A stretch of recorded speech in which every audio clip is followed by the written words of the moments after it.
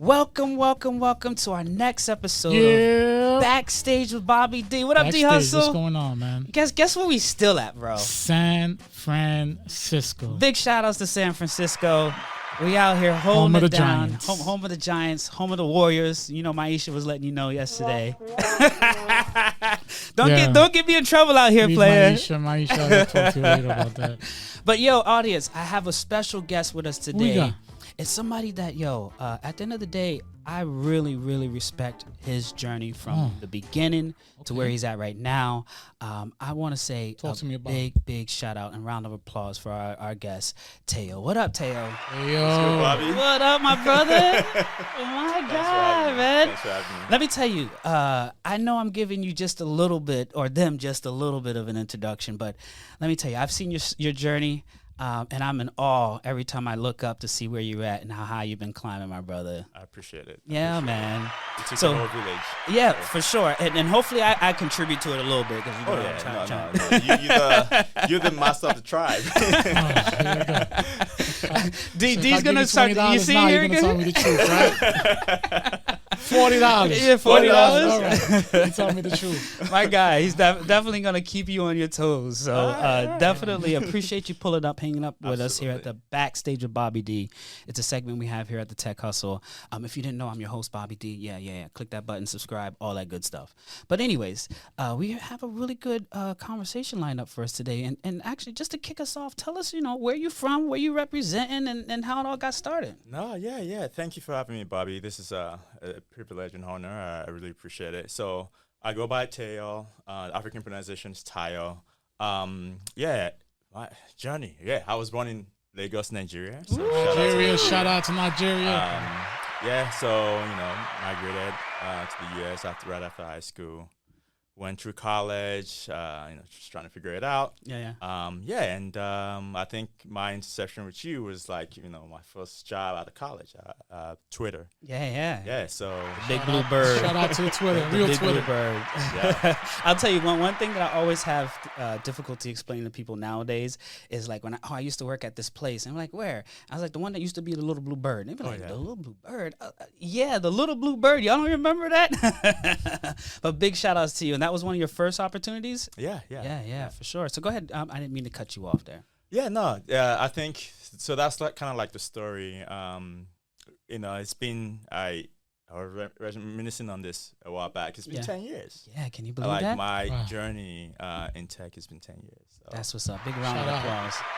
Yeah, and Tayo, right? Mm-hmm. That's the African pronunciation. And we talked about this earlier, and I still introduced him as Tayo. Yeah, because that's literally what people call me.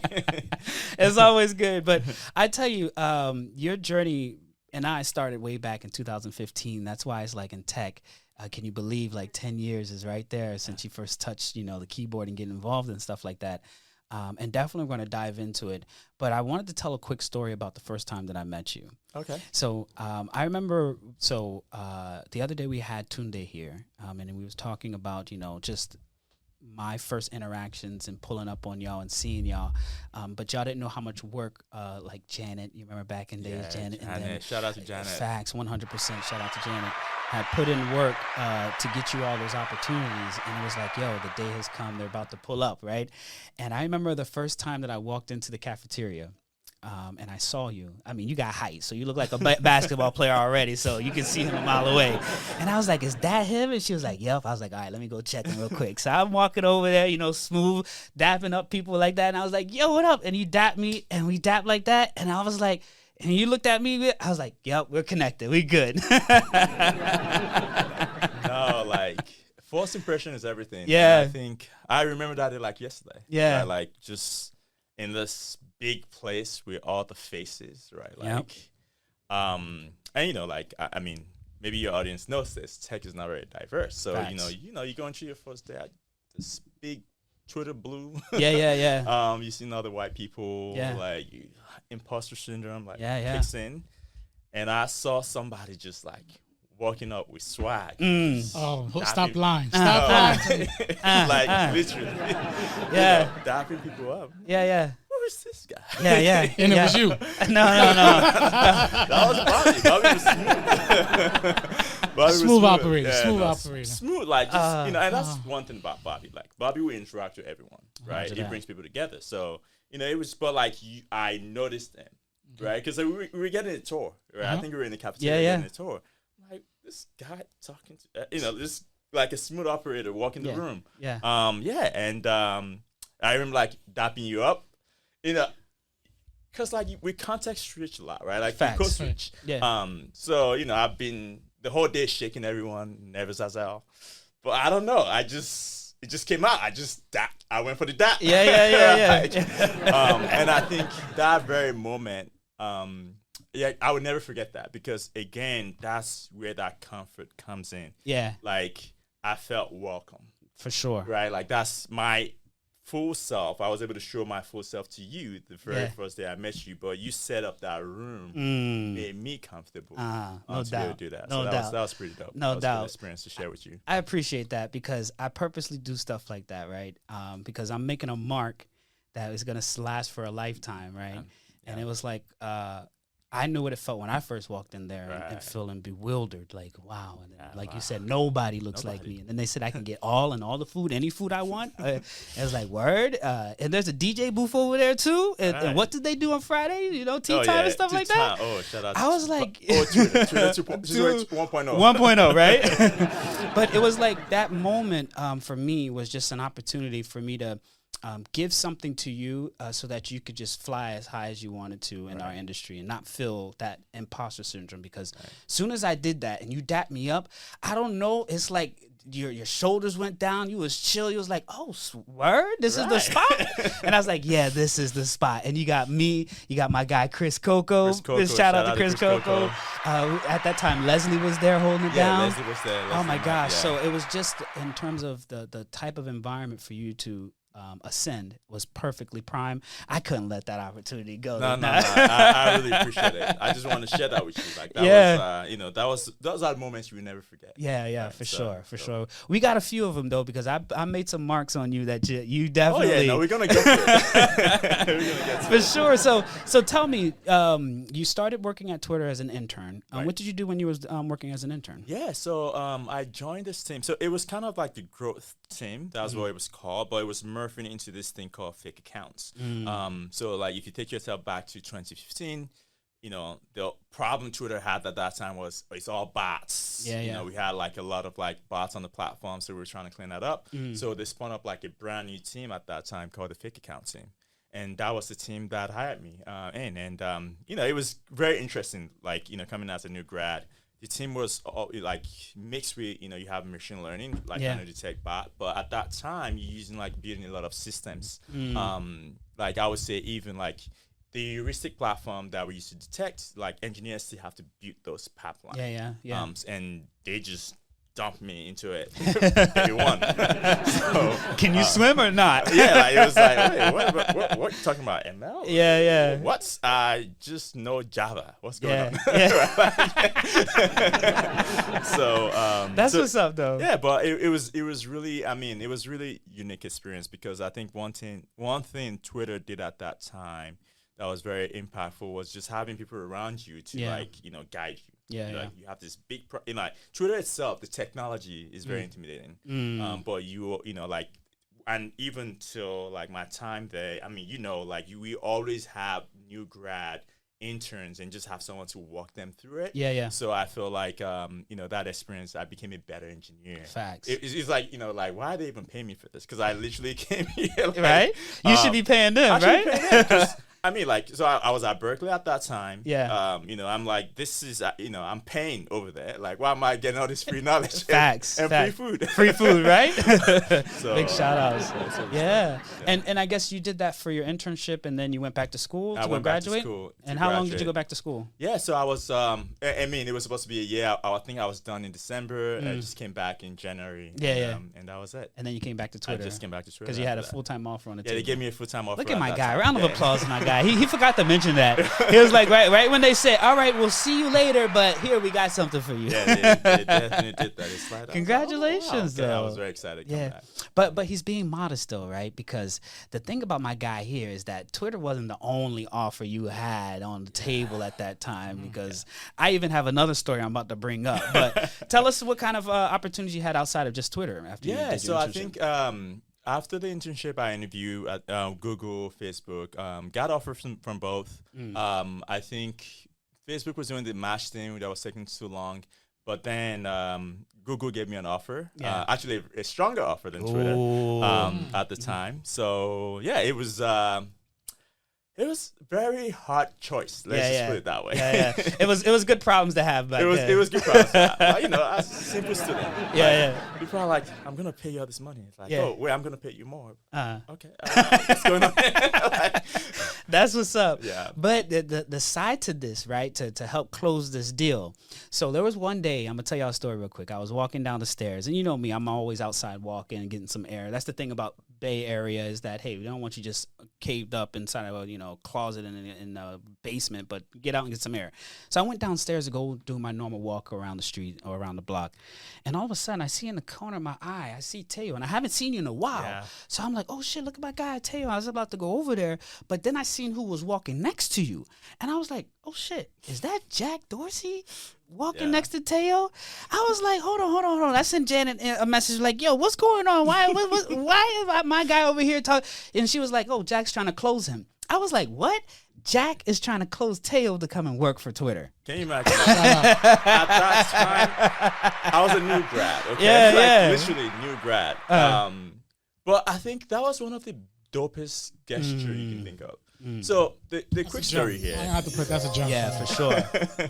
No, the quick story was, back in 2015, you look at even till now, Google, when you go, especially like for a college student, Google is that is the standard. Yeah, that's the mark. That's where you want to go. Yeah. And it's not even like they get to choose, right? Like, I think at the time, it was like maybe 1 to 120 applicants get into Google. So it was very, I had a great time. So that's why the decision was very difficult. Like, I had a great time at Twitter. I learned so much. Did other interviews. That's what you're supposed to do with other companies. Got offer. Google was the offer that I was, looking at that time, because it's just every kid's dream in college, my colleagues, to go to Google. Yeah. So you have that offer, and you've seen some of your friends that didn't even get in, right? And even the fact that I was contemplating it was like, wait, what are you? Are you serious? Yeah. I thought this was like an easy decision. I'm like, no, it's not that easy. But again, shout out to Janet, because I would have gone with Google. Like, that's just what it is. It was more money because Google can afford it. Yeah. It's just like, also like, just it has that pedigree. So I was leaning. I remember, and one thing about Janet, like to just paint the context for folks, Janet's like that big sister. Facts. That's how I saw her. Janet was the one that, even like we met at a conference, she already, without me knowing, she already had a high. Yeah. Me like, oh well, I'm gonna get you, right? So she was already like hunting me down. So it was one of those things. And Janet is also from Nigeria, so we shared that. I felt like I could trust her. So she hit me up on that weekend. I was like, I'll be honest with you, like, it's Google. I got to take it. It's just like, I've thought about this. It's just like, why wouldn't I take this? Yeah. And she was like, well, I get it, like Yeah, and if I can remember, I think Janet also worked for Google. Yeah, she did. Yeah. So she was able to like, okay, I get it. I've worked there. And she was like, what is your main concern? Like, and I was like, honestly, like, it was just, and again, if you go back to 2015, it was a very different time for Twitter. Yeah. I think that was when Dick Costello just left. Facts. Yep. The stock price just halved or something. It was, like, it was struggling. I was looking at it like, damn it. Right. Like, it was so it was a very interesting time to, like, again, Twitter is still cool. It's still Twitter. Yeah. So it's not, I'm not even trying to downplay that. It was still cool. But like, compared to Google, the trajectory, you're getting more money, you're getting more stock compared to this company. So I was like, yeah, I think, and I think I try to make one thing that I've been good at a very young age is I try to make objective decisions at the time. I try to silence the noise, and that helped because I was being very pragmatic about this. Like, okay, forget the Google, forget like what is what, and when I start doing the math, I'm like, it's still Google, and it's still got the other thing. So I talked to Janet, and she's like, well, one thing, I can tell you is like Jack is coming back. This company, just has a better growth trajectory in terms of like impacts and all that. And I was like, and that is true. Like I interacted with Jack that summer very briefly, and I was like, yeah, actually I like Jack. It is dope. And again, going back to what you talked about, and this is my first time, being in a tech company, but you've seen a CEO that's very chill, right? Like humble. Yeah. When we interacted with Jack, it was like, damn, this guy's a billionaire. Like, exactly, right? like very down to earth. I'm like, you're right. Jack is very dope, but I don't know. And she just offered like, hey, Jack knows you, right? Like I can definitely, get you guys to talk. I'm like, I don't know about that. Like, I know, Jen, you got connects, but I don't know about that. Like, Jack, this guy's a billionaire. He doesn't have time for new grad. And she hit me up like I think the next day, Monday, she's like, hey, I just got, Jack literally wants to have a lunch with you. Yeah. I was like, whoa, word. Yeah.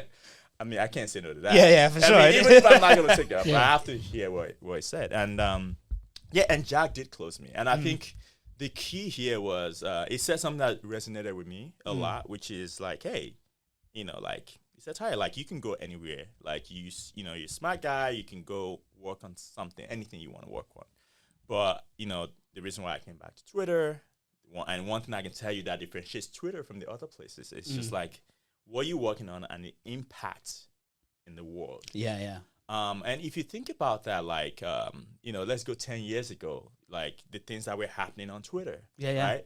The uprisings, world events, Facts. like you being, as an engineer, building that platform that is like a big microphone to anyone, right?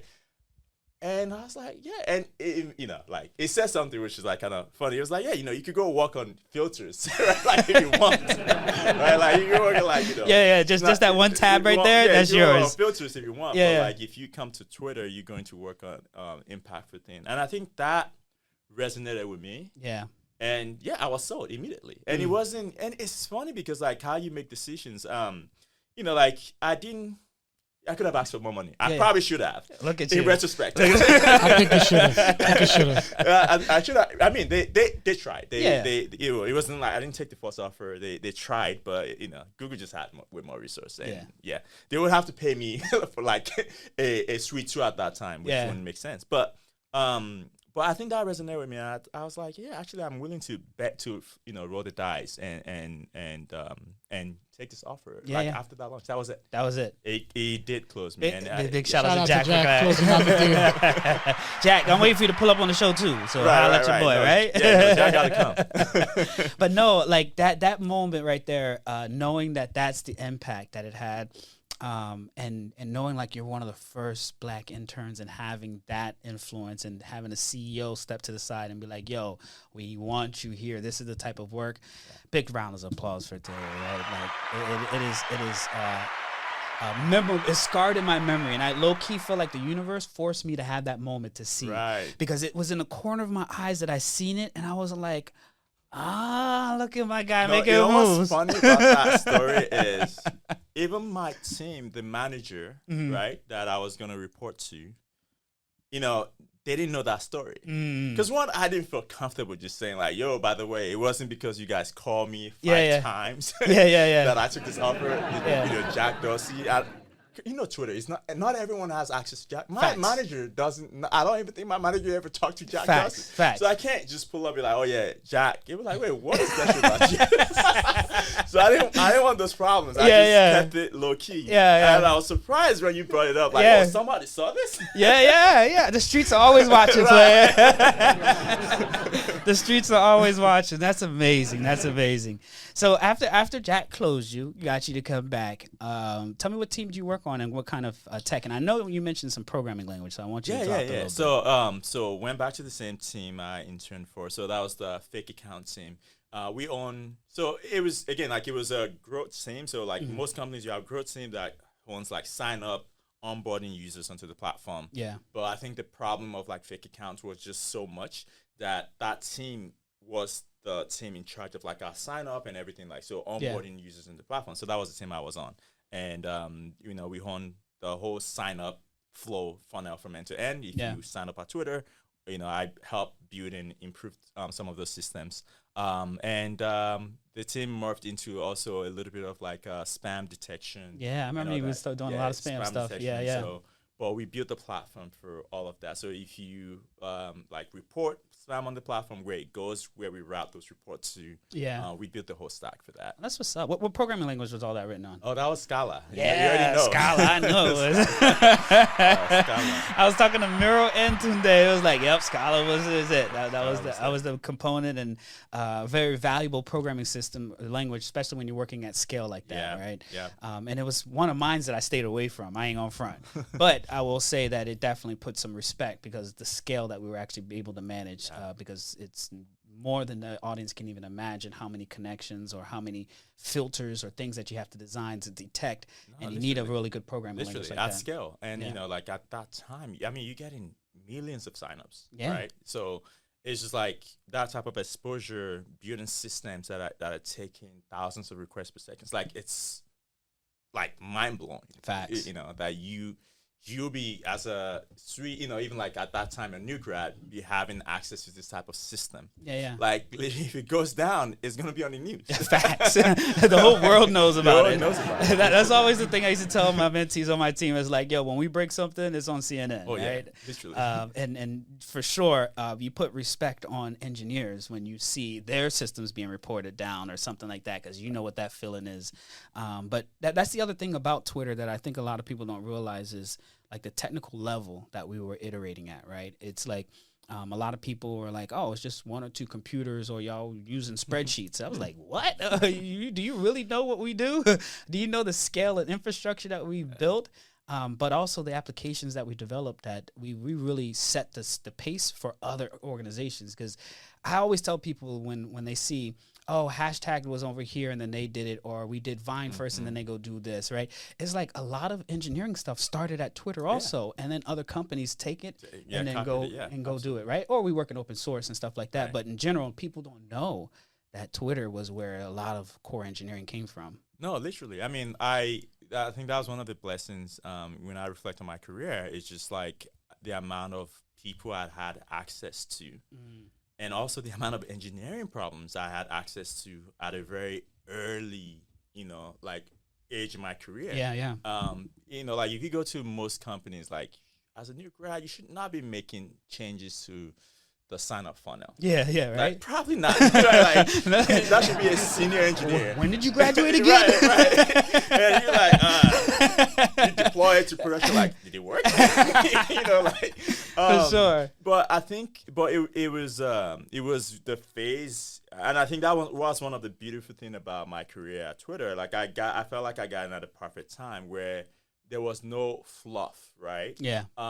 There were real problems. There were real systems that people need to maintain.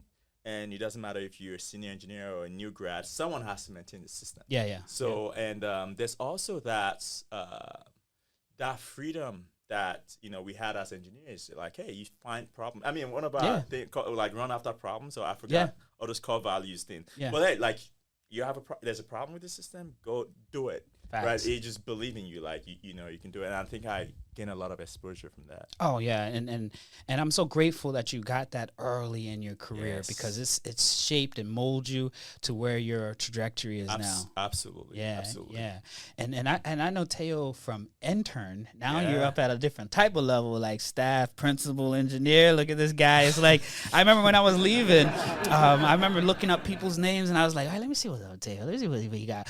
Word? You tech lead of group tech lead? Not just the tech lead, but the group tech lead? Oh my gosh. Tell me how that part of your journey was, man. I am humbled. I don't know why they trust me with all that.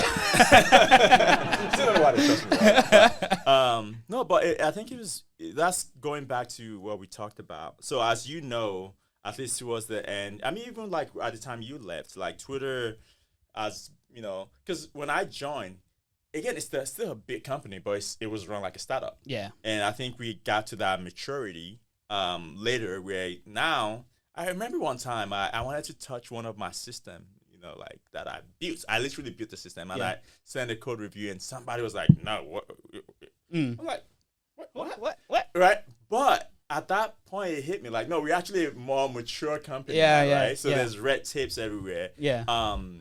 But that's the thing. Like in your career when you're a junior engineer, I think most of the time in some companies, you get to work on bug fix and little things, tinkering here and here. Yeah. You don't learn from the fire hose like I did. Yeah. So I'm very grateful for that because when literally that surreal moment of like me trying to make change, and I think it was one of like the senior staff engineers like, oh no, you can't do this. And little Brian was like, I built that system. Yeah, right.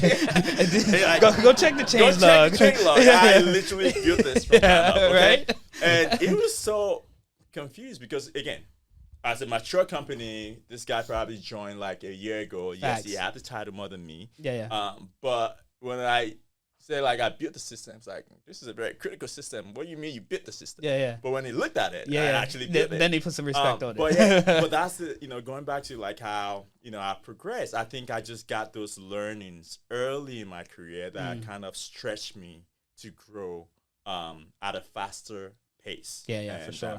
And I am grateful for that. Oh my gosh, give him a round of applause. Basically, you're saying check his resume. Yeah, for sure. check the Git logs, right? Go to Git blame, and so you can see how many times my name is there, right? Yeah, that's what's up. Congratulations on that. So one topic that I want to pivot to, just briefly, and maybe actually even more than briefly, is the impact that ERG's had to you in terms of your development. Not only as a black engineer or a person of color in the tech field, but also the engineering aspect. So you were one of the founders in terms of the leads during the time. So tell us a little bit about Blackbirds. No, absolutely. So, Blackbirds out there on co-author founders. At the time coming in, Janet was one of them. And, again, Janet literally ushered me in and she just drag me into the into the leadership. Like, hey, I want to keep you engaged. So I became one of the leaders for Blackbirds, and I think that kind of really, really helped me because one thing that Janet and I shared is just like our passion for the community. So like when we're talking, she saw that like pure passion. So that's why she wanted to like pull me into the role. I think Blackbird made me, stay at Twitter for as long as I did. Because like when you have that sense of community, when you have, it was writing code, but I feel like some of the most impactful thing I did outside of writing code was with the Blackbird community. I mean, I remember when it was just like a few engineers. Like I think even when we met during lunch, I remember it was one table. That was all the black engineers in the company. Like one table having lunch. Like 4 of us. That's it. Having lunch. So I think, with, being part of Blackbirds and advocating for more people to be able to come into the company. And we had that one team that we had in 2018. And I saw the picture of how many black engineers we have now. I'm like, wow. And a lot of that was, a lot of influence, like, you, Chris Coco, and the whole Blackbird community, like advocating for more of us to be able to join Twitter. So 100%, man. And this is the thing about your journey, because even though I had the capacity, I still needed to give space. And what I mean by that is when I say, hey, you were a lead, it wasn't a position I wanted, right? It was like a position I left open for those that are coming up. Right. And I made sure Jan, I was like, yeah, that one for sure. Because it was like passing on the reign, right? It's like we're making space for y'all to grow, develop, and then seeing the impact that it had. Oh my gosh. I believe there was even one time there was a Blackbirds event, and it was kind of close to my last few days, and you were hosting it. and I was in the cut. And I was sitting at this table and nobody could see me and I was way in the cut and I was like, and he was like, yo, you should be in the front. You should be, And I was like, no. This space is for me to see and for y'all to, fill that void, right? And that's the thing that I've always respected about the opportunity you had and stepping into that because I knew that was your path forward. No, Yeah. I appreciate it. I appreciate you guys created the space. Yeah. I think Blackbirds was not like, the other ERGs because like we got to like, interact with other, ERGs. Like in the Bay, we had, event with Google and all this, like Airbnb, we had all this partnership. But I think it hit me at one point that, wow, like all these people are VPs, even like in those. So I'm like, wait, I'm in this position. Maybe I shouldn't even be in this position. Like maybe people like Bobby should be in this position. But I think that was the beauty. Like you guys gave us that room. Like, hey, the new guys, we're giving you the baton. Now it's your turn For sure. to lead. And I think that was one of the things that made it unique because we were hungry. We had energy. We kept asking. We kept asking the same thing. Like, oh, yeah, when are we going to get this thing? Yeah, like for sure. there was no ego involved because everyone I'm talking to is already so high up. Yeah. I didn't have much to lose. And the things that we were able to like hold leadership to, I think that it's kind of counterintuitive. I think that even VPs might have not been able to have the influence we had because at the end of the day, as a VP, you talking to like the C exec, you say like we need more people, and you need more black people and all that. But that's still your manager. You got to go talk to after you've talked to them in a diversity forum. Yeah, exactly. Right. But for me, I don't even. Yeah, the level is so high. Like, I don't care. I'm like, hey, when are we gonna get more people? It's like, who is this kid? Let me talk to Jack. Yeah, like I'm sending emails. Yeah. I mean, like I sent emails at one point, CC or Parag and all of that. Yeah. What the hell is this kid? For sure. But it was beautiful because you don't know who I am, so it's not like like I'm sending like me email. Then my manager, who is you being an exec, will be like, hey, that. Yeah. Like pipe it down. So it was beautiful. It was a perfect opportunity. Yeah, it was and let me tell you, it was like a layup, and y'all were dunking it like crazy, and I was like so grateful. And I don't know if I've ever told you this, but I'm so proud of everything that you've done because it really has made an impact to me in terms of growth and understanding. Like, hey, even though I'm this extrovert person, I don't need to be the tip of the sword, right? And if I just see those that are around me just has a little bit of just to push just a little bit and they shine so bright, y'all don't know how much joy I get out of it just to see y'all for sure. I appreciate it. Yeah. It was thank you for creating a space. Yeah. Thank you for creating a space. Yeah. Thanks a lot. I appreciate you. So the one other thing that I was talking to Maisha the other day, we was reminiscing about Afrotech 2019. Oh. And we had an event at the office, right? And then it was like, yo, Bobby, you want to get on the mic and say a few things real quick? And I was like, yeah, I'll introduce myself, tell them a little bit of something. And then there was this part where it was like, yo, tell us what Lift As We Climb means to me.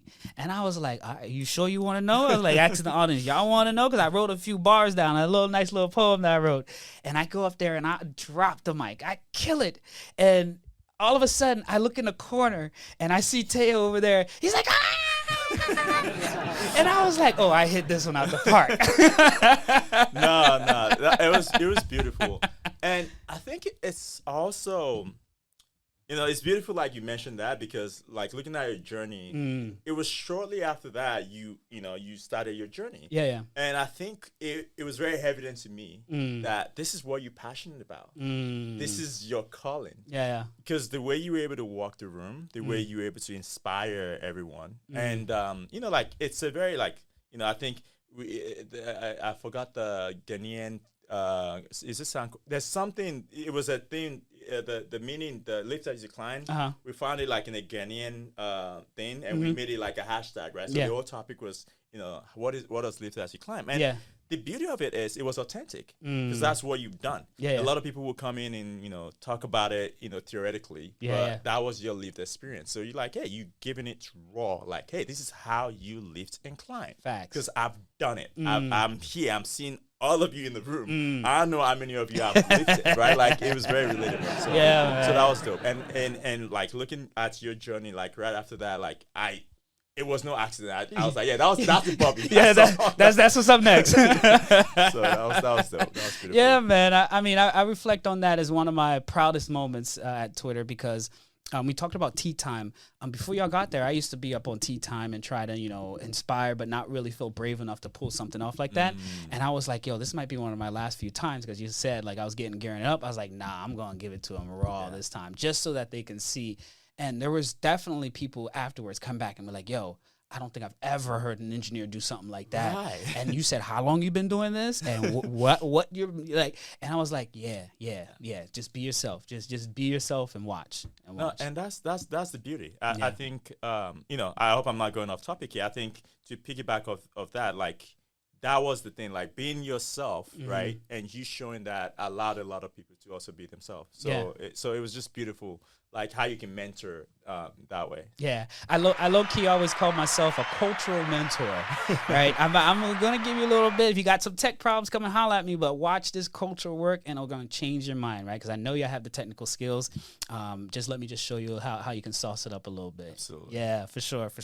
Actually, talking about tech, right, or the technical skills. I remember one time Tayo came up to me and was like, "Yo, there was this incident that was going on."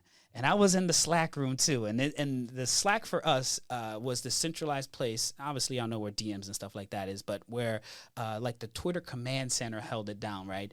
And who was watching this Slack? Everybody in engineering, all management, everybody's watching this because the system is down. And I remember the moment because you know me, I'm in the cut, like, all right, I got it, whatever. And I replied back to something like, hey, don't worry about it, it's work in progress. I'll let you know in a little bit. And I don't know how it took to you, but tell me a little bit about how that scene for you. No, literally, I remember this like yesterday. So basically, we have on calls, right? So like I was on call. It was actually a big incident. It was a big incident. I think major systems were down. One of my systems was one of them. So the next thing we always do is we go to like the command center. I forgot what it's called. TCC. Now. TCC. Join the channel. I'm like trying to figure out what's going on. Everyone is panicking, posting like, hey, this service is down, this service is down. And Bobby just came in the room. And again, by the way, so for context, we have thousands of engineers on Twitter. So even, like, you have rare moments where your work actually shines, right? You see all these names, different names. So I'm in this room. I don't know most of these people, obviously, but we're trying to figure out what's going on. And Bobby just shows up. I was like, oh, yeah, no, I got it. This is what's going on. Doing some remediation. I'm going to load some compute thing. I got it. I'm like, oh, Bobby. And it was, like obviously, like that's my man. I'm like, oh, Bobby got this. Okay. But the beauty of that, right? But the beauty of that was just like we don't get a lot of opportunity where you watch each other work, and that's watch you work. And it was a one-man show. Like it was like, wait, this is a big incident. Normally, we'll go into a war room. Normally, right? Like for instance, if you didn't step in, the next thing was gonna be a war room. Get into a war room, and war room here is you get all the engineers, all the main engineers in the room, and it's trying to figure out what's going on. So, but for Bobby to come in and say, no, y'all chill. Like, I know what's going on. Like, I got this. I got it. And everyone just stand back and just watch you work. And in a few hours or whatever, the systems were back up. And I was like, so I had to come to you and like, yo, Bobby. That was so dope. That was a dope experience. A dope moment for me. Yeah, for sure. It's low key one of my brightest moments. And I have a book. Plug.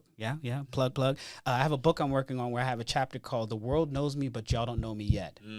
The world knows me, but y'all just don't know me yet, right? Because during that time, 2019, the world knew about me, but they didn't know I was the one that was da da da da da da da da da da da da. That's real. And then it just turned back on type stuff. What chapter's Tayo in? He's definitely in there. What are you talking about? No, I'm asking what chapter is he in? No, don't worry about it. I haven't even sent him the copy yet. Over here trying to get him money already, bro. But no, it was really one of those moments that I think a lot of people really respected it after that, because it was one of those catastrophic failures. Yeah. And it's like that's where my level of engineering shine, because as a site reliability engineer, it's not only like deploying new features or doing this. It's like, yo, when my stuff break, everybody knows about it. The world knows about it. Jack is watching that number. What's up with this metric? Why isn't the ads flowing, right? And it's just like during those moments, it's just so great to have practiced that so much that it just looks so easy and smooth. No, I mean it looked easy because again, like I'm on call, so pager, I'm getting paged. I'm like, what's going on? I can go to sleep. Right? Like, and like you have tens to hundreds of. I mean, TCC is always like 1,000 people in that room. So to just have one person take the charge like that, I actually have not seen it. Right? You know, and like I just haven't seen it. Like most of the time when things like that happen, it ends up in the war room. Where you have a bunch of all the principal engineers and all those people like come in and they like, well, I guess that's what they pay you guys for, right? Like, okay, you guys do. But you took charge and, you recovered the whole system. Got it back up. And that was beautiful to watch. So I did that to share that with you. I appreciate you. See, the streets are always watching, right? Oh, the streets are always watching. Yeah, exactly. I learned that from you. The streets are always watching. Oh my gosh, that was a great moment. And yeah, man, it was by far one of those moments that I definitely always treasure. And when you came back and told me, I was like, I was like, I saw you. I saw you. All right, Tayo. So the next thing I want to mention is like, what else you got going on now? Like some stuff that you're passionate about. I know ERGs, Blackbirds was something really impactful to your journey. I know you've already moved on to other organizations. You already, got the good principal engineer holding it down, doing it big. And yeah, just want to, catch up and see how things are going. What you're doing now? Oh, yeah. So I think, right, towards the end of my time at Twitter, I had already, just like you did for me, like I already passed the baton of like Blackbird leadership to other folks. And they took it to even a greater height. So that was really beautiful to watch. So I think I was just advising at that point. And I think I'm glad you brought this up because going into my new organization, I'm like trying to figure out, do I really want to get involved in this? Like, do I want to do this again, or do I just want to be on the side? But I think I just realized that the way I do, like, I don't need to have that visibility of like, I guess they call it the global lead now for whatever company I'm working for, but I'm spending my time on real one-on-one development of people. And one of the impactful things was, last year for tech was really brutal. It was brutal. And one of the rewarding things for me was getting on the call with engineers that I've mentored and like, hey, let's have a mock interview. Let's get this resume ready. And just doing that and realizing that, okay, I can actually impact at a deeper level more than like, just being out there, but having one-on-one like, hey, this is how you, grow your career. And having mentees now that like, hey, I'm trying to get that promotion. And I'm like, well, I've been in the same. Facts. I've been in the same, like, this is how you navigate this. Is how, and seeing the result, like, wait, you just got promoted? Yeah. Like, that's kind of like what I'm doing now. Like, That's spending time on giving back. But like a more very intentional about how I spend that time, more focused time to like develop. People. Round of applause. Let's give it up to him. Yeah, it's and then the thing is about as technologists, especially from underrepresented, is that we can keep iterating. We can just keep going. But then when you get there, it's like you got blinders on. You look around, there's nobody else, and you're like, I know I'm not the only one. I know when I was back home, my dude that was right across the street, he was an A student. So if I could do this, I can definitely kill it, right? Facts. So it's like that's when that trigger happened for me too. It's like, all right, so what are they missing, or what don't they see, or why isn't this path opening up? And when you get to this point in your career, this is that iteration. So congratulations. No, thank you. No, it's very important. Yeah. Very important. Yeah, that's what's up. That's what's up. Well, we're getting to the tail end of our show here. This is time flies when we having a good time catching up and bringing up some good old stories. Well, before we end, no, we're not ending yet. You're already here trying to. No. No, go ahead, D Hustle. Go ahead. For real, the offer still stands. $60 now. Tell me the truth. Bobby, a good worker. Bobby's amazing. Amazing. Bobby. He's still not convinced. $100 now. You keep going up, but like I appreciate you. I mean, like me when Bobby told me like he's gonna be in San Francisco, like I'm here, and I think that's the thing. So when you want to know, our impact for people who have been in your journey, is just like someone hitting you up, like come hang out like right after work on a Friday. I'm like, I'm coming for sure. It's Bobby. Yeah, and that's the impact, right? Like I talk about like what I'm doing now, but that you gave that level of impact also. So I appreciate you, my brother. Shout out, he's true. He is a good guy. Yeah. D Hustle has confirmed. So this part of our conversation is I wanted to give you the floor. It's almost like when you're in an interview and the interviewer says, "Hey, do you have any questions for me?" So this is a chance for you to ask any questions that you may have. And definitely don't take no money from this dude. No,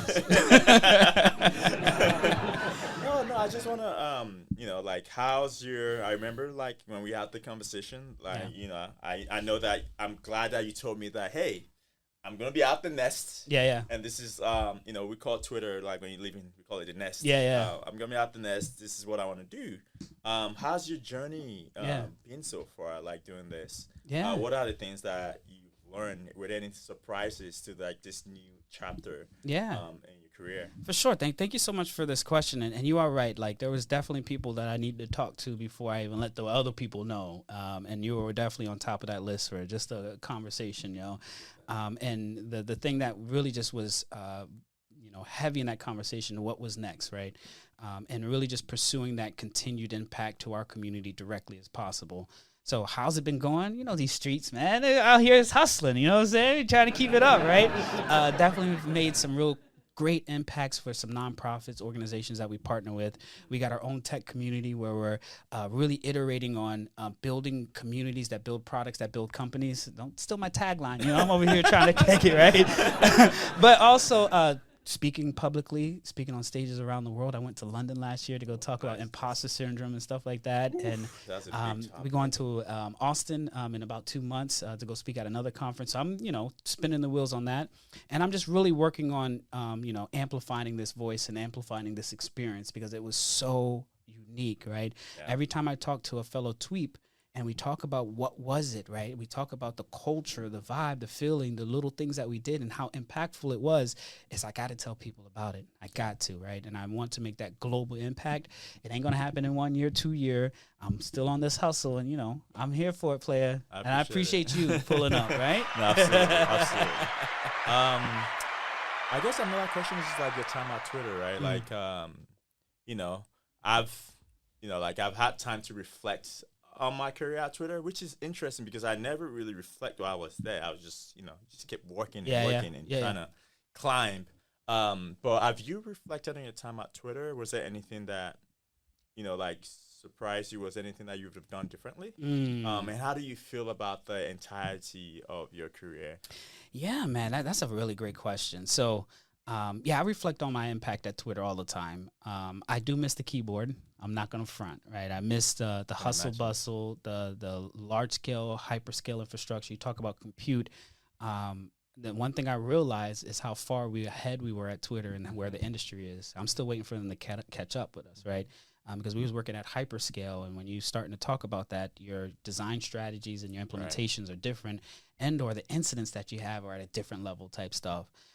But I tell you, whenever I get the chance to chat up with some old folks, it's like getting that itch again, right? Because it definitely was something that is noteworthy, and I don't care who from 2013 to 2023, you knew what the Bluebird was, and I was one of those people that was contributing to it at a very high level. Absolutely. So it's definitely something that I spend time now. What would I have done better or done different, right? Hire me. D Hustle would have run the show, right? What would I have done different? So I think a lot of and truly the thing that I would have done different is I wouldn't have held back in terms of how much I could have done even more. Right? I built some really cool systems. And I feel like even when I think about them, I could have done even more, right? It's like, my iteration was my obsession, right? It was like, as soon as I iterate again, and it just kept getting bigger. And then before you know it, it's like, all right, my focus is not on that iteration anymore. It's shifted. And if I kept that iteration, oh my gosh. Yeah, and I wish I was still in the game when AI first came out. Oh yeah, that part. If I was in the game, like another part of the story is that a lot of people don't know is that I put in some of the first GPUs into production at Twitter was through my configuration, my settings, and all that stuff, and scheduling workloads. So it was like, if I had that cycle some more, oh my gosh, I would have dabbled even more. Right. But overall, the experience was a lifetime, once in a lifetime type thing. Right. Like, I don't think I've ever heard anybody talk about a company, talk about an experience they had even close to what we have, right? And you mentioned something like, hey, you used to dabble a little bit with all the other ERGs at other companies, and none of them were holding it down us, right? Yeah, it wasn't close. So it was something that was so special, and I'm just grateful I've had the opportunity. And yeah, I'm out on these streets trying to, spread the love and let everybody know that they can do it. So. No, I appreciate you. Oh, man. Appreciate you, player. Yeah, man. So, yeah, man. So, I do appreciate you pulling up. We coming to the, what we at, 50 minutes? Look, probably our longest interview we've had this whole time, man. Wow. D Hustle's like, yo, don't not press the record button, right? Leave a recording. We keep going. Turn it up a little bit so we can close it out. So, first of all, I want to say thank you so much. Audience, D Hustle, you enjoyed it? Yes, I did. I got the truth. And he didn't have to spend $1 on it at all. Yeah, man. I appreciate that. So definitely, we really do appreciate y'all pulling up here backstage with BobbyD. We got a few more episodes coming out soon. We're traveling the country. New York is up next. We heading out to NYC, D Hustle. That's it. Yeah. Any shout outs too? Yeah. Well, I mean, hey, I should give a few shout outs. Go ahead, bring it down so you can give it a shout out. So, some of the topics we talked about, like towards the end of my time at Twitter, I finally had a black manager. Ooh. Right? So, I mean, you actually know I'm Tucson. So I know who shout Tucson out to is. Tucson. Yeah. It was Shout a great out. manager. Yeah. I wish we had more time at Twitter. Yeah. And going back to the reflection of my career, I think my very first manager, Yin Shan, he's probably even not watching this podcast, but I think I had to give him a shout out because a lot of things I learned later, like, hey, wait, you have to advocate for yourself. Yeah. He advocated for me. Roger that. Early. That I didn't even know how to do that until when I was trying to get a staff, I'm like, wait. Yeah. No one is calling me for this promotion. What's going on? I'm doing all this work. Yeah. Then I realized, oh, wow, your manager really, really is important. 100%. So shout out to him. Shout out to Chris Coco again. Oh, Chris Coco, Chris. my guy. I don't even, there's so many, TJ was one, that was my brother. Yeah. He wasn't in engineering, but he had that influence on his own lane, doing his own thing. Yeah. So going back to when I first got into the company, you and Chris holding it down this side, you have, TJ shining in Facts. New York. Just so many people, amazing people we work with. Yeah. Twitter had talent. Facts. All around the spectrum. So shout out to everyone involved with Blackbirds, Beats, right? Black Engineering at Twitter. Yeah. That was a dope, my guy Tunde, holding it down on that. Tunde! Yeah. No, it's beautiful, yeah. But yeah, I'm sure I don't want to get in trouble because I'm gonna forget somebody, so I'm just gonna say shout out to all of them. Sounds good. Thank you for giving that space, D. And listen, if y'all missed anything, there's a button on the right-hand side. Press rewind. That means it goes back, press play, and listen again. For sure. But thank y'all so much for tuning in. This is another episode. Holla at your boy. It's Bobby D.